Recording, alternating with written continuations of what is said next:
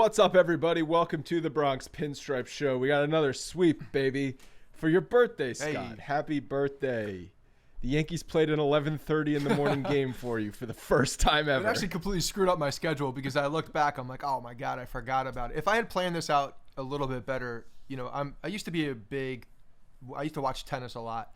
I haven't watched it in a while, but I was at my mom's a couple weekends ago and I started watching it. Tournament today, they had the finals. So that was early in the morning because it's in France, the French Open.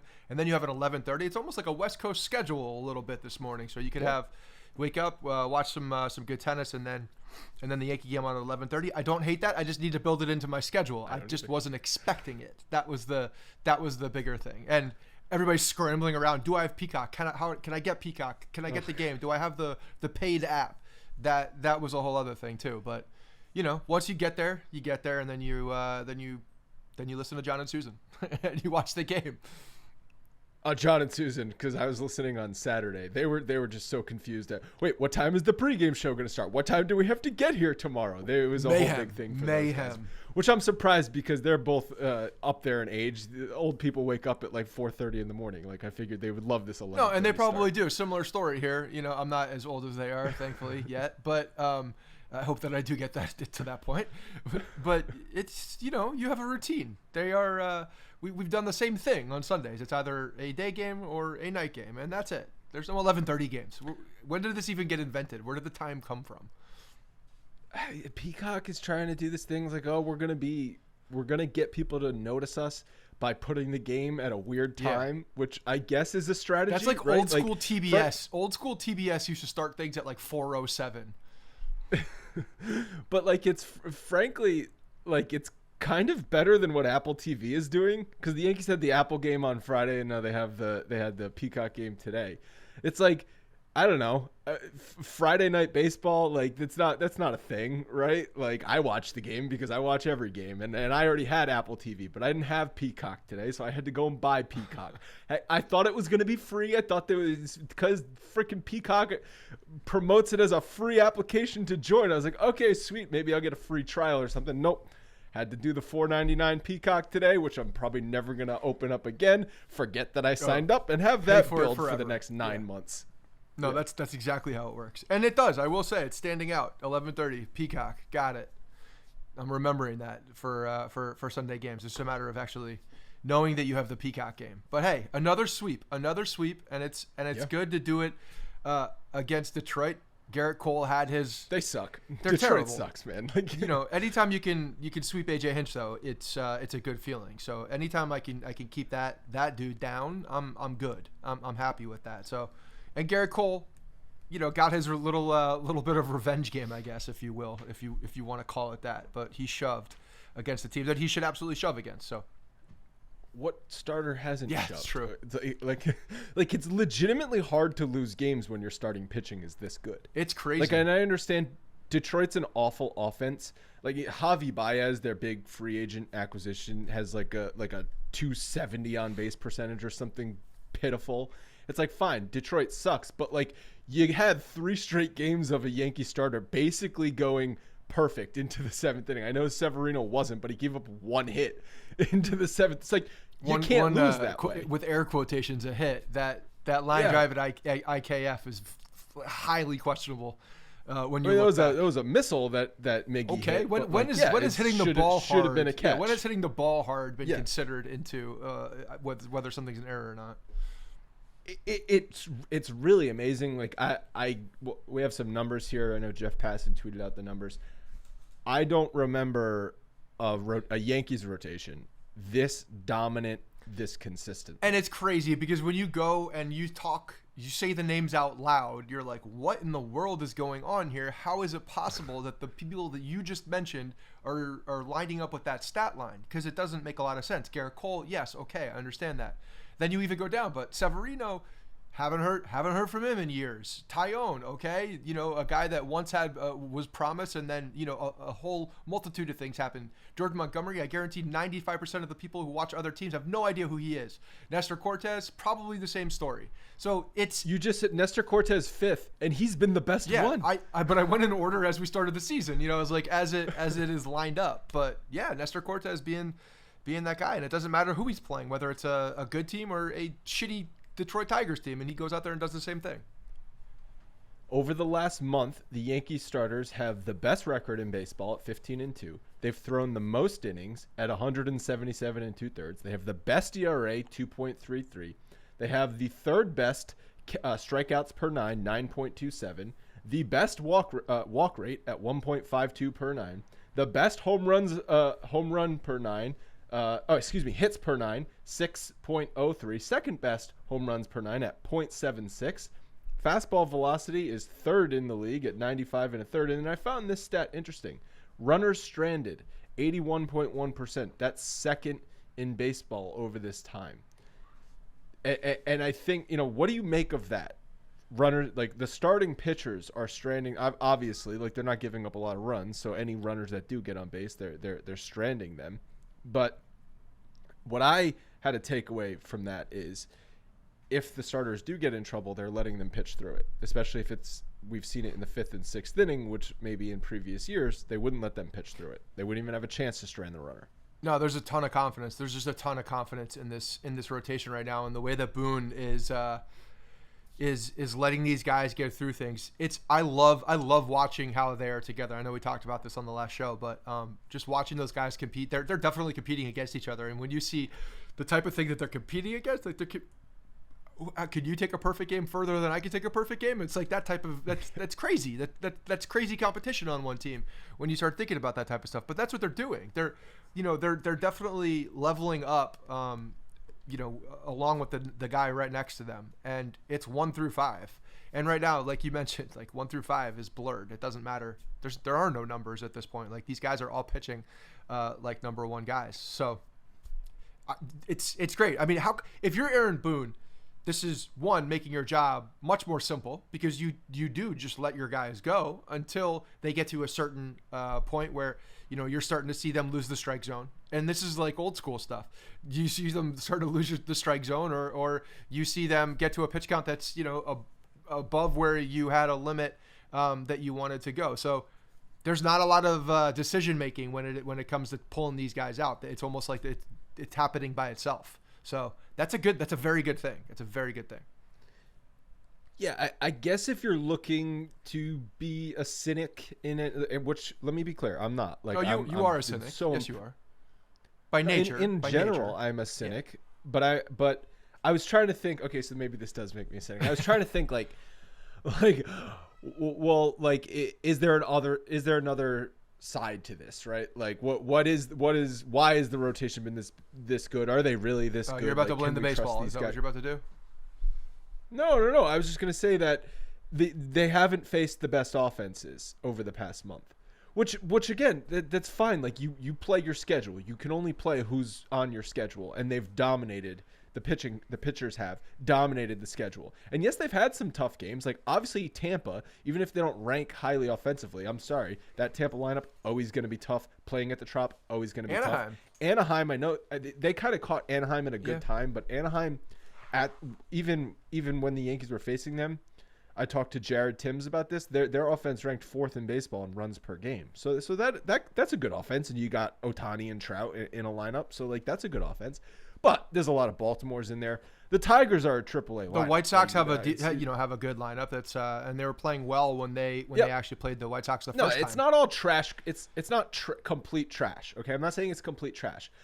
But again, this goes back to what we talked about last episode. June's going to be a little bit tough. They've got a lot of tough opponents. Minnesota, first place. Okay, let's see how the Yankees played the Twins. They always play them well. That could be tough. I know the Astros later in the year. Toronto and Tampa this month. So I'm confident this rotation can face good lineups. Listen, I am confident they can face good lineups. But maybe they won't be quite this good. That's okay. even if they're 80% this good against a tough lineup, you're still going to put yourself in a really good position to win. That's the thing. I mean, starting pitching, you can usually can't sustain it, 1 through 5 like it's been happening. It just doesn't doesn't happen. But that's the beautiful thing about what this team is set up for too. They do have the ability to go into the bullpen, and now, we talk about how the injuries would set them back. And that's true. You don't have your best guys out there necessarily, but what this does, especially early in the season, is my gosh, does it add to your depth? It adds to your depth in the bullpen, gives you a lot more guys that later in the season have now been seasoned, have gotten good reps underneath them, have been in big situations, and now you have a lot more confidence when you're looking at the entirety of the pitching rotation and specifically the bullpen. There's guys starting to get healthy. I know Herman's getting back. There's so many multiple reports about about Britton coming back in August. Like he's going to be back this year. From everything they're saying, he's going to be a contributor by the end of the season and into the playoffs, which is. He wants a new contract. Hey, I didn't know about this. I need to look more into it. I don't know if either of you guys saw more about this, but there was something about his surgery where they put in a sleeve of some sort. I heard it on the broadcast. I wanted to look into that. I haven't had a chance to. Logan, I don't know if you have more information about it. Yeah, I know that Michael Kay was talking about it. It was like not a full Tommy John, and they put a sleeve on it because it wasn't a full tear, and it basically cuts rehab time in half. Because so it would be a year in August, basically. It supports the existing tendon in there rather than replacing it. That's interesting. I didn't even know that was a possibility. So that's pretty crazy. So I'm very interested to see how his rehab is and how fast he can get back, and then how effective he is.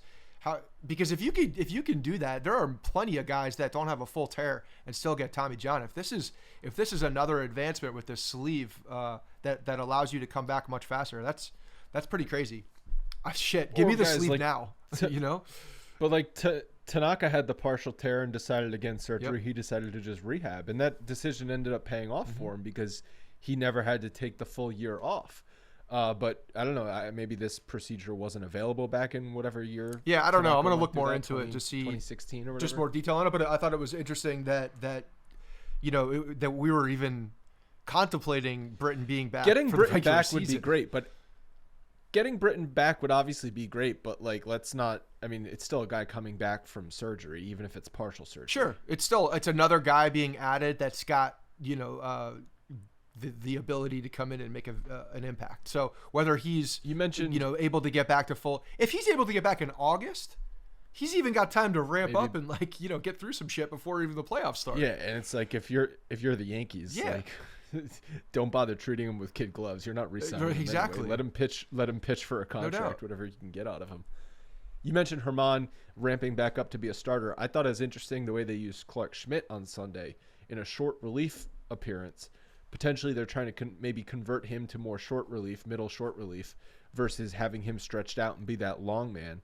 Maybe Herman could kind of step into what Schmidt was doing previously.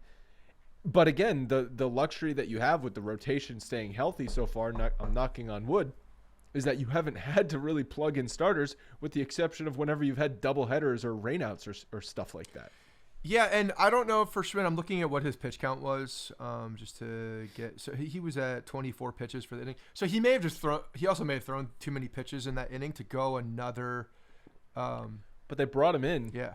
Late in the game. So he came in the seventh. Was for him to finish. He came in the seventh, and then but he was able to go back in because Castro came in for him in the eighth. Yeah, and that's when Detroit took the lead. But I don't think the plan was ever to bring Clark Schmidt in after Montgomery and let him finish the game. Not finish the game, but I'm wondering if he's actually sliding more into what Michael King was and going an inning or two innings after the starter comes out. Because we're seeing King now towards the end of the game, and I think 2 good appearances for him. That's what they need to do. I mean, I think that was kind of my prediction when all this stuff happened. King, with the amount of stuff that he has right now, I could see him being used as more of a high leverage guy at the end of the game, and them transitioning into that. I still think that's going to be the case. The way that the arms are lining up and how injuries happen, I almost think he's going to take that Chad Green spot and be that dynamic Schmidt. guy. No, King. Oh, King. Yeah. King taking the Chad being Green more spot? of a one-inning impact guy at the end of the bullpen and seeing Schmidt kind of phase into that King spot. To go with that, Scott, this is the first time this season that the Yankees used King on back-to-back days. Yeah. So yeah. That, And it was 1 inning each time, 2 good appearances, high leverage on Saturday, got a 1-2-3 inning. Obviously high leverage today, stranded the runner at second. That was the automatic runner.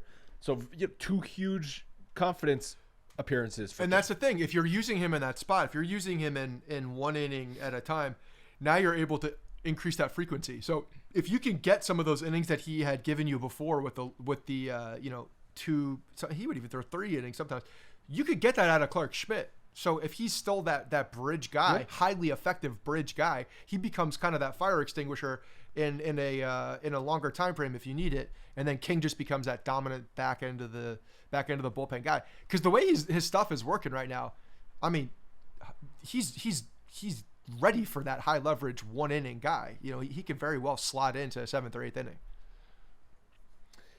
Yeah, and both Chapman and Loaisiga are dealing with injuries, so but the rotation has made it so we haven't even really noticed that the bullpen has been so thin with injuries over the past 3 or 4 weeks, because the rotation goes into the 7th inning every single time. So even like Logan and I were talking in chat during the game, it's like, when the heck is the last time Castro pitched? Like you couldn't even remember. Like hadn't even seen him warming up, hadn't even heard his name mentioned. He had pitched in the first game against Anaheim, and then prior to that, he didn't pitch in except for the Baltimore series. So he's pitching like once. He got a some week. big outs in that Anaheim game. When is the last time? Too. He gets some. I remember he went up against the top of that top of that lineup and got some big outs. Like, we're so used to seeing that friggin' yes graphic of the bullpen like pitch card where everyone's got like something on every single day, and now it's just like it's just blank. It's just the rotation. They got their recliners out there. They got the umbrella drinks, putting some sunscreen on the nose, can't get too burned. Yeah, they're inventing new games out there because the starting pitching is so damn good. Good time to be a Yankees middle reliever. You really don't have to do anything. Yeah, it's a very good time. You know, but that's the thing about this team. At some point, they're going to be relied on more heavily. And so far, as you know, through June 5th, this team has been able to find whatever gear they needed to make sure that they sustain this high level of play. So, well, that's what I mean. It's like, I think that you're going to have to get bigger outs out of your bullpen, more innings each night when you're facing some better offenses this month. Yeah. And so they're set up great for that because they haven't been burned out the last couple of weeks, and that's a testament to the rotation. And think about that with the rotation, with the amount of days that they play consecutive too. I mean, you easily walk out of that long stretch with a fried bullpen, and they just didn't. Just think about the immediate aftermath of all of the Yankees bullpen injuries. They got back-to-back 8-inning appearances out of Cortez and Taillon in Tampa. It's like they immediately stepped up and just said, "No, we got this. Don't worry." Every week, it seems like we're taking a no-hitter into the 7th inning at least 1 to 2 times. It's been crazy. How many? You know, one hitter with Severino getting that hit early on, but the guys are just absolutely dominating and late into the game. So. I love it. You mentioned something last week or last episode that I meant to push back on and I didn't get a chance to. I forgot. But you were talking about the impact on the arm, the amount of fatigue or what is, you said a phrase that caught me with the. I think I was talking about how not all innings are created equal, and it's like low stress that was innings. So where I disagree with you on, like, although it looks low stress because we're watching and these guys are pitching well. I don't believe that's true. I don't believe that's the case of low stress in that moment. They're just executing extremely well. These guys are putting, like, to me, these innings are still the same type of innings, whether you have, multiple runners on or not. They're executing at a high level, and it doesn't feel like that as a fan watching this game. It doesn't feel that, but on the field, the way that they're working and the amount that they're working and the stress level on the arm, I believe it's the same. So. We're still going to be, at a point later in the year, and that's why I think they're keeping guys like Herman stretched out, where they're going to have to skip some starts based on the amount of innings that they're pitching. But it looks low stress because they're just pitching so damn well. I think what I guess I mean by that is, like, if you have a starter throw 100 pitches, and like whatever Garrett Cole threw on Friday was like right around 100 pitches. 7 innings. Like, that's not the same if Garrett Cole has to get out of jams every single inning and he has 100 pitches through 5 1/3 inning.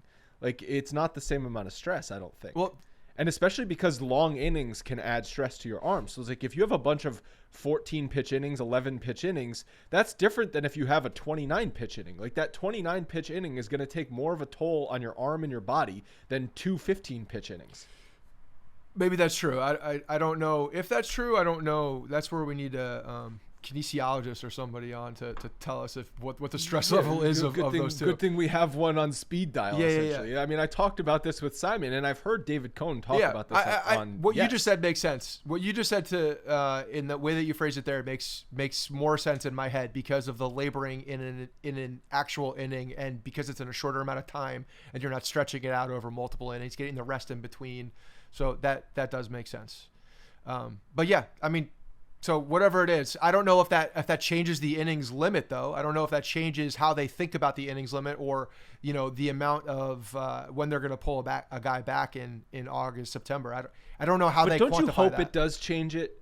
Don't you hope it does change it that this freaking organization has finally turned a corner and started to not just stick to the plan no matter what, and actually use your eyes and see how things are materializing and say, okay, let's adapt from here, rather than just say, well, this is what our plan was back in February, so we have to stick to it no matter what. Do you think their plan was to have these guys pitch as well as they did? There's no well, possible way not, that they but if saw you're talking about, so they're but what I'm saying is they're already doing that.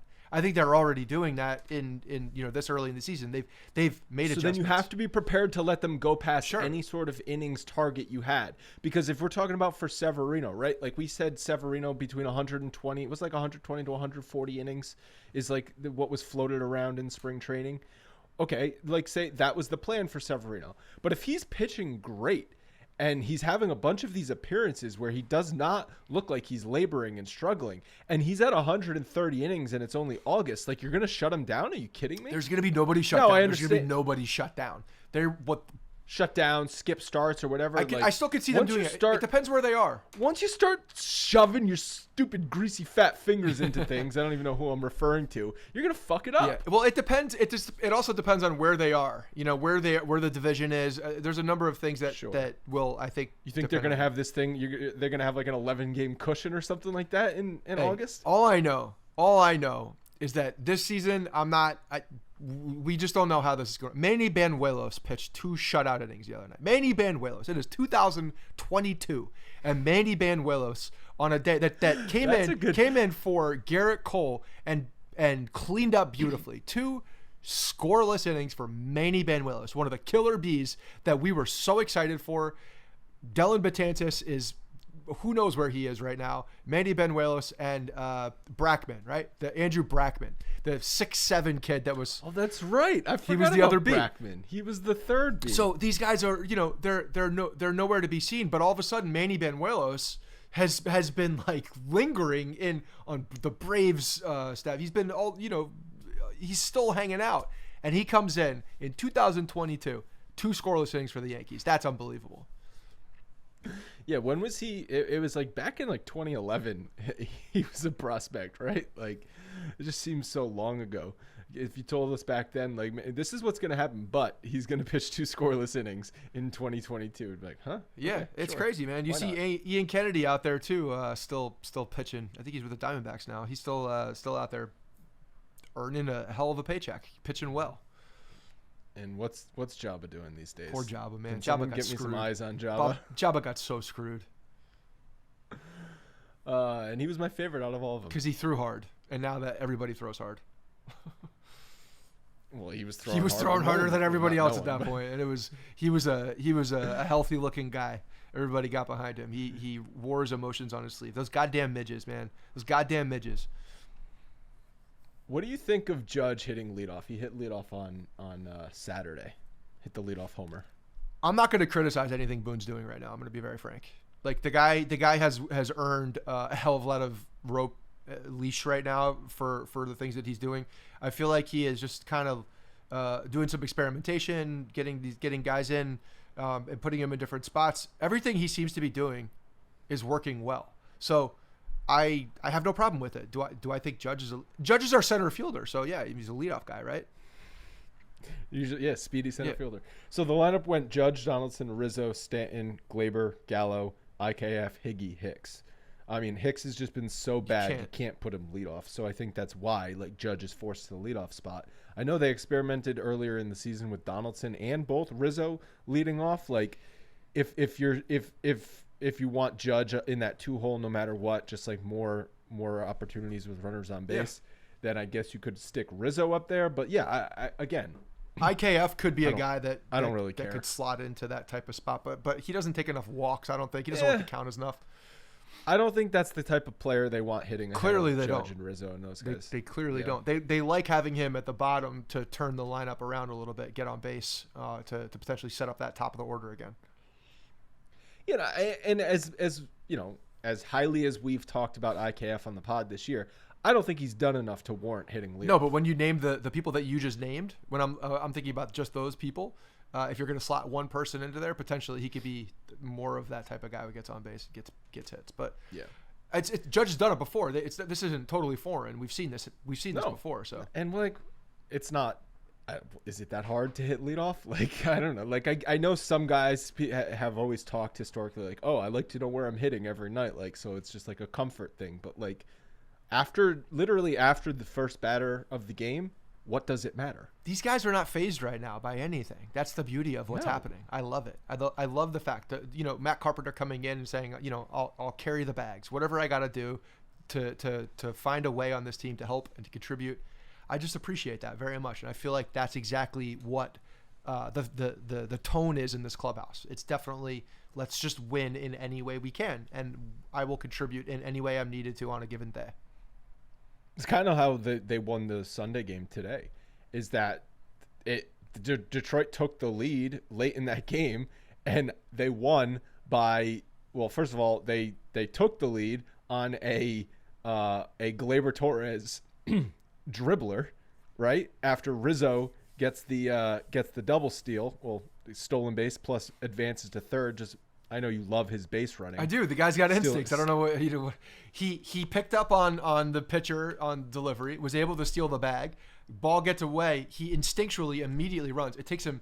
I'm like, get those legs going, big fella, to get there. He's definitely like looked like he was running in place for a solid half a second, but he did what he did to get there. He read the ball and saw that it was far enough away that he could get to the bag and got there, set them up. So I love it, man. Look, and you're gonna get out too. It's gonna happen. You're gonna get thrown out. You're gonna make a bad decision. But the fact that you're thinking it, and that's the way that you play the game, is being aggressive. I will take the aggressive nature of our base runners all day long, with the occasional misalignment of where you think a ball particularly is, and you know, getting to a bag and getting thrown out. I'll take that all day. I love the risk. I love the aggressiveness. I liked it in that spot, certainly, to set up the tying run. Absolutely. And you liked Rizzo stealing second base straight up, because that's what happened. There's no way you like that. I can, that aggressiveness, Rizzo has no business that. stealing that bag. No business. But he stole that off the yes, pitcher. he did. And that's usually what people do. He's an instinctual base runner. He's not a speedy base runner, but he's an instinctual base runner. He clearly knew he could steal the base on this pitcher. What I don't like Rizzo doing is thinking he can outrun a throw or something like that and trying to steal third base with a left-handed hitter up and but you'll get that. That's the thing. That is the thing. When you're aggressive, your instincts will tell you one thing, and sometimes they're going to be off. But for the large majority of the time, especially with Rizzo, from what we've seen so far, his instincts have been spot on. And the one time he got thrown out of the bag, he actually hesitated a little bit too at third, like he would have been safe. But you say like, you make the blanket statement. I like the aggressiveness. I can't make that blanket statement. Like, I think you need to be strategic in your aggressiveness. But you have to have that mentality to even have that first step. Because if your first step is off, you're out.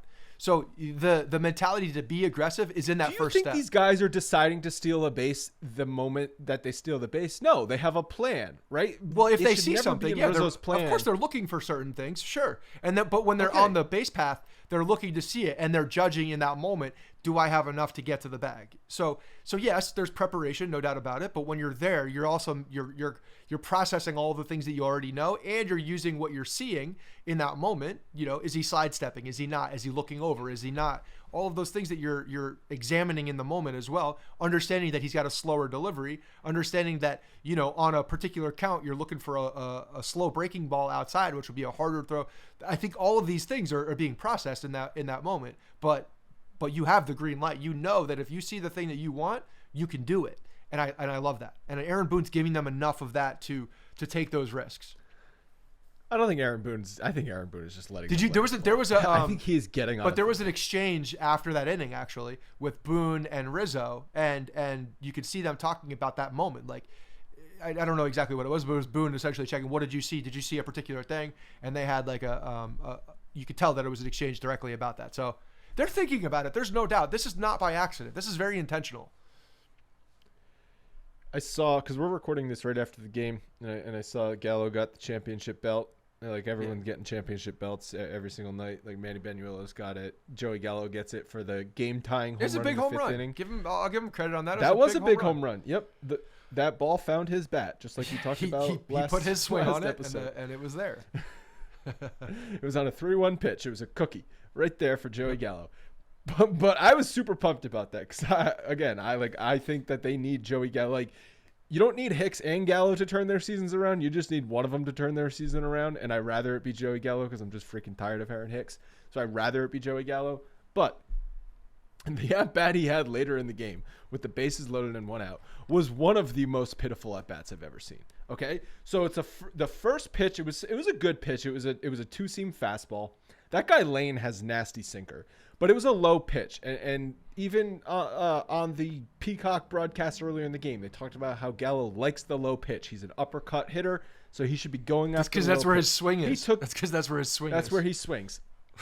He took it for a strike. Was not being aggressive with the bases loaded and an 0-0 count.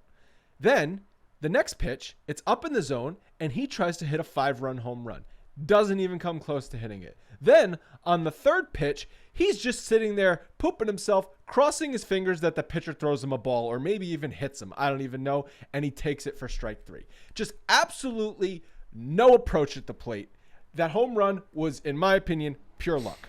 Oh, well, you know, I'm of the thinking that the majority of his home runs are pure luck because he's got one swing. But at the same time, that's exactly why I can't handle. Look, this is directly correlated. This conversation with here's the professional transition is Miguel Andujar gets sent down asking for a trade. And why is he asking for a trade? Let's just say the reports are true. He's truly asked for a trade. Why? Because he sees those two guys on the major league roster producing it the way that they do. And you can bring out, and there's plenty of people on Twitter who bust out Joey Gallo advanced analytics and are talking about the numbers and how and how he's better overall. Fine. Okay, great. When I look at that guy though, I cannot handle it's all about the bad at bats. The bad at bats are so bad that he doesn't contribute anything to the team. In the large majority, the lion's share of his at-bats, he's a nothing contributor. And that's what this team does not need that at all. He's not playing the defensive position the way that he's traditionally done it. And a guy like Andujar, giving him full time. Well, he's played a good right field. Okay, fine. But he's not lighting the world on fire with his defense either. But a guy like Andujar, who makes a lot more contact, who's more aggressive at the plate, more bat to ball, I've seen with my own eyes what happens when that guy gets consistent playing time and gets into a rhythm at the plate. He's healthy. He's there. There's nothing that tells me that he can't do that. The other thing, when we get into later in the season and I know there's a million things that can happen from now until then, but playoff time, you need to make some goddamn contact. You need to put some pressure on the opposing pitching staff. And if I'm the opposing pitching staff and I see Joey Gallo and I'm one of the guys that's in the playoffs, I'm not worried about that guy. I'm really not. If I hit my locations, I know I'm going to strike him out. It's almost like just a damn well given. Like you tell the umpire 4, I'm walking this guy. You might as well do the same thing. 3, I'm striking this guy out, and just Joey Gallo go and sit down because he's a nothing at bat. Yeah. The Andujar report, I saw it in The Athletic. Ken Rosenthal just wrote a quick little thing about it, but he credits Hector Gomez for the first person to report that Andujar asked for a trade. And what does that even mean? Like, okay, I request a trade. The GM can be like, tough shit. GM he's just making it known that I want to trade. Yeah, because no one wants you, dude. Like, still, even though Andujar was okay in the limited playing time, he has no trade value. He's got some trade value now. Okay, he's fine. healthy. He's got a track record. I think he's got more trade value now than he has since he got hurt. Okay. But either way, fine. But my point is, people if you're out there trying to go on baseball trade values, concocting like getting meaningful, you're not going to get it. The value to the Yankees is on the team still, no matter what. His value is on the team. He stays here. That's the value, because someone's going to get hurt. Someone's going to suck. Hopefully, Brian Cashman figures this out, gets rid of Joey Gallo. But this is what he's probably talking to his agent about, right? Where it's like, okay, I get sent down to AAA.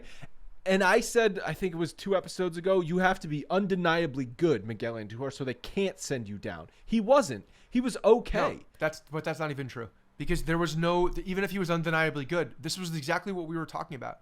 The way that the roster was shaping out when Stanton came back, something had to give. They're not going to get rid of Gallo. They're just going to drop Gallo. They're not DFAing Gallo. I'm not talking about dropping Gallo or Hicks, but that ain't happening. That's a reality of the situation. But if Miguel Andujar were hitting 350, you just cut Carpenter, or you freaking let Marwin Gonzalez go. They're paying for both of them, and Marwin Gonzalez has value. The problem with Andujar in this situation right now, unless you get rid of one of the other two guys, there's not a roster fit because he plays one position. Marwin Gonzalez plays shortstop. You're right. Carpenter can play multiple positions and hits from the left side. All Carpenter can do is bunt and hit home runs. He has value. He's bunting on the shift and hitting dingers. And he's got a great mustache. Fine. I like Carpenter. He doesn't use Carpenter batting gloves. The guy's a gritty. He's a man. In my perfect 2022 dream scenario, Matt Carpenter has like a massive World Series at bat, like 12 pitch at bat, and it's just like he's invited back to Old Timers Day forever. Yeah. A Matt Carpenter legend. Everyone's wearing mustaches, right? But let's be real. Like if push comes to shove and he needs to be cut him. But again, the conversation still then plays. Are you cutting him or one of the other schmucks in the outfield who's batting under 200, and even though we don't care about batting average, is non-productive and can't play defense in the way that they've played Logan, defense. That was Andujar's last option. No, it's one option. He could get sent up and down multiple times within the year. This is his last option. So he could still get sent up and down the way that options work. It's not. Did they change how options work? No, it's just a misconception. It is definitely a misconception. He's got an option, therefore he could be optioned back and forth. So he can go back and forth. Great. They don't have to get rid of him or trade him at all. So all of this, what he's saying, he's just putting some pressure on it. Like, it's fine. What was the whole option thing they were changing this year? Didn't they change an option thing this year? Logan. Yeah, they changed. You could only send a play up and down 5 times in a year within the option. Yeah. If you have an option, you can go up and down as much as you want. But that's like him and Florial both have no options going into next year. They can't be sent up and down. They can't be shuttle plays. So, but he can only go up and down 5 times. That's the newest iteration of this. So that has changed. That was in the new CBA. Yeah, it was in the new CBA. But no, it was fully this year. But it was one of those things that I know that they were extending it, like, it didn't count when the rosters were expanded. So I don't know if it's in play now or because they keep playing with the rules, or if it's not. Yeah. They definitely pushing that the rules expansion, a lot especially with the way that the rosters are being. That's probably another reason why they're like these. I don't know if I guess the roster expanded favors both sides, right? Because if the roster's expanded, there's a players union too, because it's more guys making major league salary. Definitely. But it's also like for teams, they don't have to make these difficult. It makes it easier to make the decisions for sure. Got to talk about Jose Trevino. All right, so hit another home run on Friday night, catching Garrett Cole. By the way, his WRC plus is up to 139, which means he's 39% better than league average as an offensive catcher. That's 6th in Major League Baseball. He's got 1.3 FWAR. Also 6th in Major League Baseball. So by every metric, he's been the 6th best catcher in Major League Baseball. It's just freaking ridiculous that Jose Trevino has been this good. The offensive outburst that they wanted from a catcher was never with Gary Sanchez. It was always with Jose Trevino. That's where it was. It's with the guy that they had to pick up a week before the season, a couple days before the season. When was it? I mean, this is going up again. Cashman looks like a fucking genius right now. multiple players, like multiple players. This guy, so you can't even but you can't go after Cashman right now for pitching either, because he made the Jamison Tyone pit. Nestor Cortez is back here, which kind of happened by accident, but still he's back here, and they've loaded up and gotten themselves in a good position on the pitching side. No longer can that narrative. I mean, you could look at old things and say that he didn't make the right move, but the Jamison Tyone move right now looks absolutely genius in what they gave up. Sure. Also Clay Holmes. Yeah. That was part of there was a 3-team, they were separate transactions, but I remember that there was one with Cincinnati and then Pittsburgh in order to get Holmes. It happened all within, because our guy got Luis Sessa. Thank you. Cashman has been best at finding undervalued bullpen arms and then finding these players that you think are nothing roster pieces and turn into position players. Valuable. That position player. Yeah, that's what he's been best at. He has not been great historically at acquiring starting pitching. Not talking about signing Garrett Cole or signing acquisitions. Sabathia. That doesn't take a genius to do it. It's the many trade acquisitions that he's tried to do on the starting rotation side. And yes, I mean, I want to agree with you and say Taillon is great. It's a great move by Cashman. It is half a season, okay? I mean, even looking back, he's been very good. He's been very good this entire time. There's nothing to say about Jamison Tyone that makes that bad. Like at this, you see what he is. He's a very good starting pitcher. Yeah, a very good starting pitcher. Super economical. Doesn't walk anybody. Yeah. So it's a win right now. If I have to judge it on a even sometimes a smaller. I go back and I still think Sonny Gray was still the right move. It was still the thing, and he pitched well that season coming in. Anymore. He pitched well that end of that season, and then the shit okay. fell off the but there was rails. also a point halfway through James Paxton's season where we're like, oh, genius Cashman trading for James Paxton, and we saw how that turned out. But again, looking at upside, looking at what you gave up, understand the move. I would probably have made that move again if I'm him too. Honestly, when I look at what Sheffield for I mean I was never high on Sheffield. My opinion on Sheffield was always very much lower. I mean, when you look at any of the big trade for pitchers that he's made over the years, even in hindsight, you say, okay, well, that was the right move. Because, like, what prospect has come back to bite them in the ass, right? Jesus Montero for Michael Pineda. Jesus Montero was nothing. Michael Pineda contributed something to the Yankees. The Sonny Gray trade, they traded away Jorge Mateo, who's now with Baltimore. Who's given himself a pretty good career. Good for him. The Kaprelian, who I know has pitched decently. Injury waiting to happen for at any second. Time, but he's a lot of injuries. And then the outfielder that I always forget his name too. The kid that blew his knee out on the Dustin Fowler. Dustin Fowler, like never materialized into He was anything, a 4A right? player. So if like one of those guys turned into perennial all-star, we're sitting here crushing Cashman for that Sonny Gray trade, but that didn't happen. Same thing goes for James Paxton. Justice Sheffield has not materialized for the Mariners. Okay, so like, even though the guy you got has not materialized, it doesn't matter because the guy you gave up didn't turn into anything, and that's really all people care about is like who won the trade. But if we're just talking about Cashman's ability to acquire starting pitching, historically hasn't been great. You know what I almost did the other day?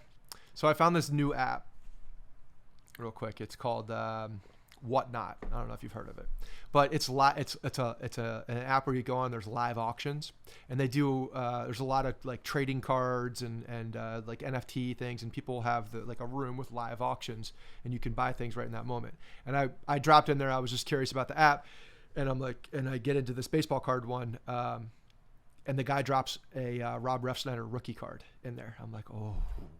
Ooh. Did he know? I don't know. Right. What are the odds that a Rob Refsnyder rookie card gets? So I try to buy it. I'm trying because it's like $1. No one's even remotely flinching. There's like 8 people in this room, and the damn thing wouldn't let me go because for whatever reason I hadn't put like the correct information in for me to purchase in the moment, and then it was gone.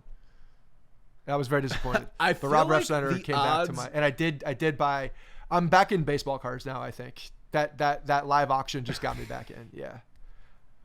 Baseball cards made a brief rebound like early in the pandemic, but now you're back. Oh, they're still like, they're still hot. They're still hot. Yeah, there's no doubt. The coincidence of Rob Refsnyder rookie card, the moment you join that app is insane. Kind of weird. Insane. Like It's like as if that app is like tracking your life and your history. And it's a Like, random what dude. is It was the a random one guy in, obscure like- card that he's gonna. It was a random guy in South Jersey doing baseball card auctions. He's just got them all And over. it went for $1. Huh? And it went for $1. It did not sell. Nobody put a bid on it. So he will recycle that card again, and nobody will buy it again, and it will sit in his collection forever. Also, like,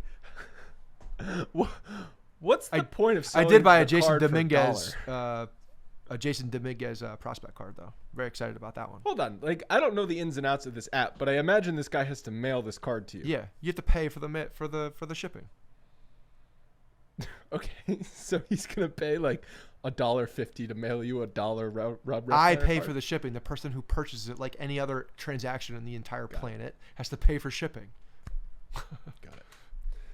All right, let's talk about this upcoming series and try and figure out what a good game to place a little wager on. Well, we're gonna do that using the WinBet app, which is live in Arizona, Colorado, Indiana, Louisiana, Michigan, New Jersey, New York, Tennessee, and Virginia. They bring the excitement of the Wynn Las Vegas to the online sports betting and casino play. From boosted same-game parlays to live in-game odds on every major sport, WinBet has what you need to win. You can sign up today to receive a special offer. Bet $50 and win $200 using code XBlueWire.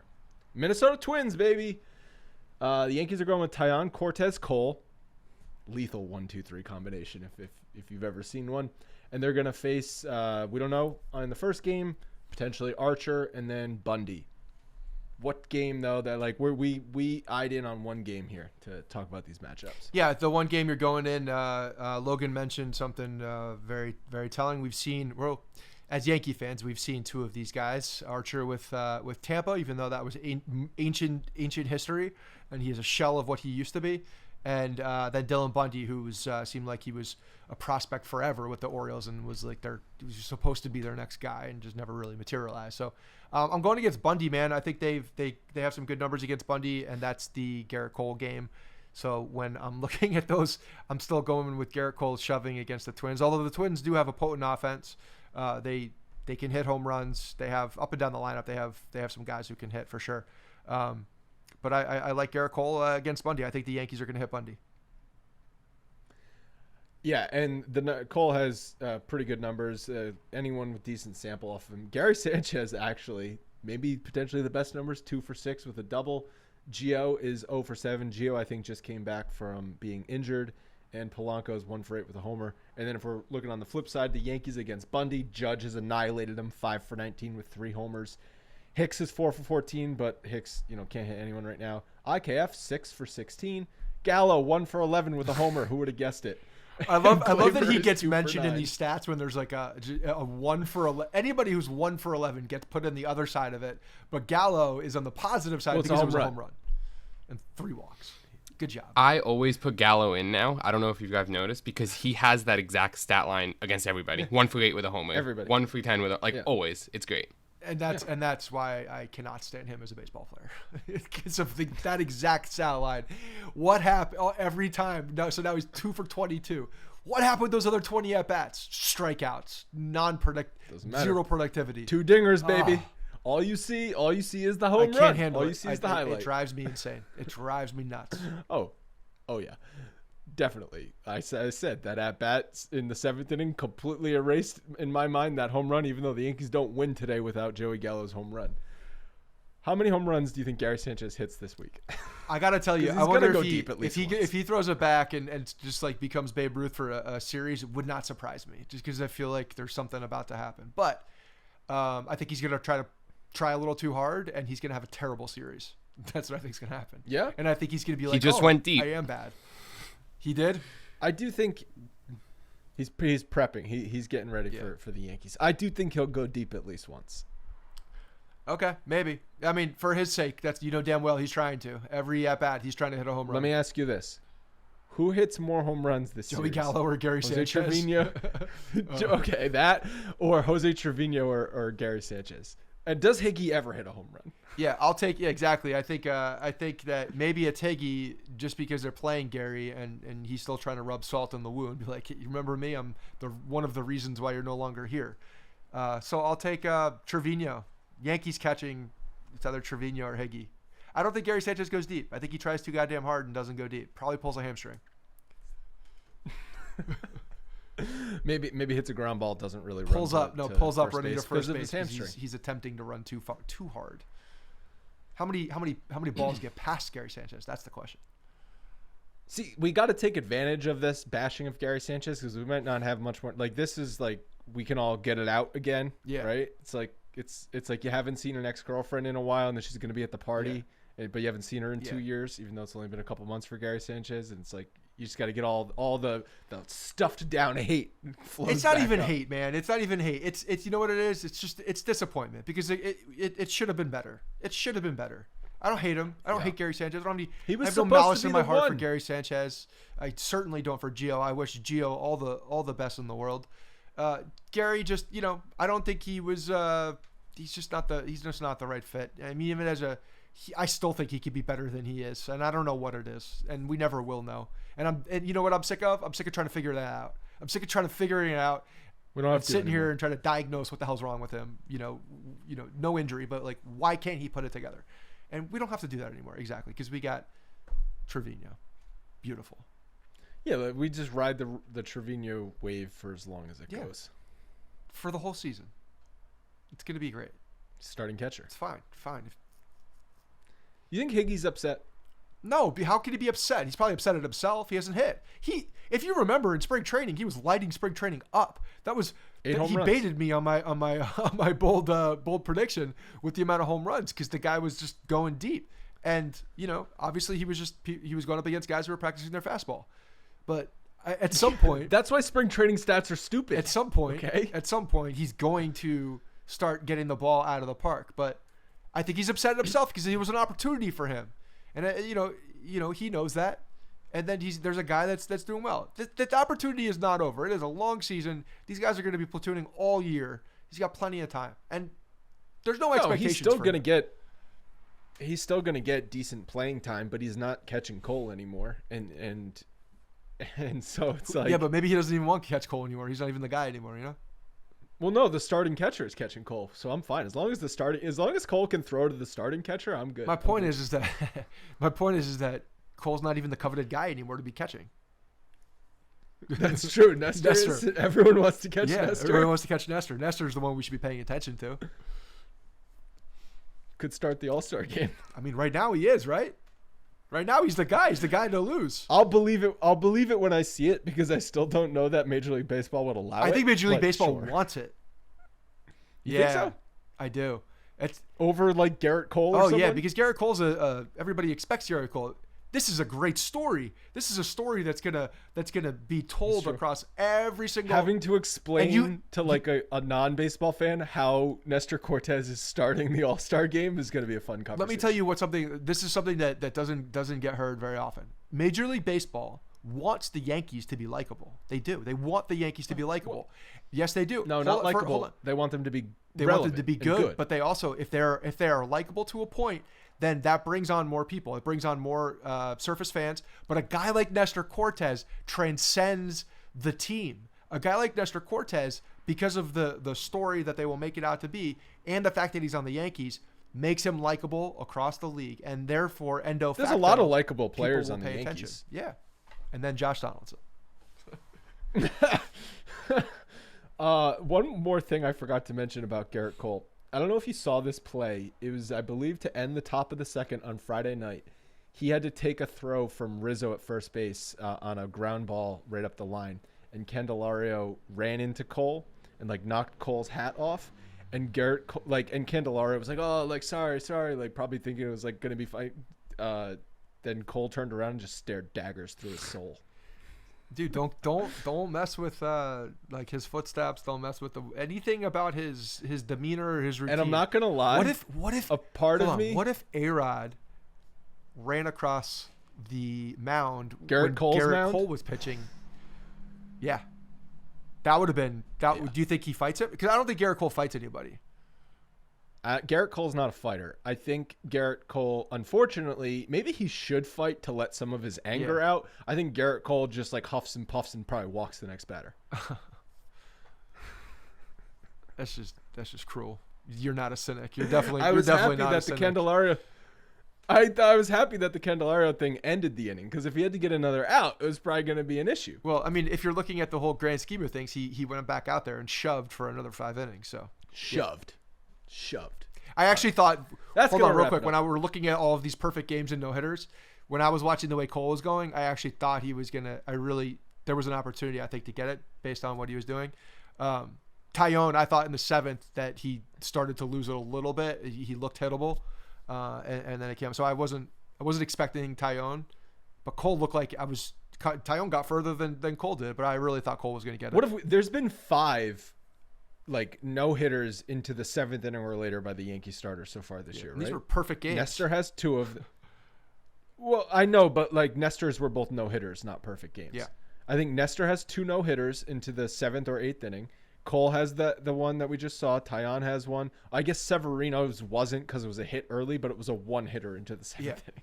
Yeah, when you look at their final stat lines, they're all very similar. Unbelievable. All right, that's going to wrap it up. Thank you guys so much for listening, and we will be back at you midweek.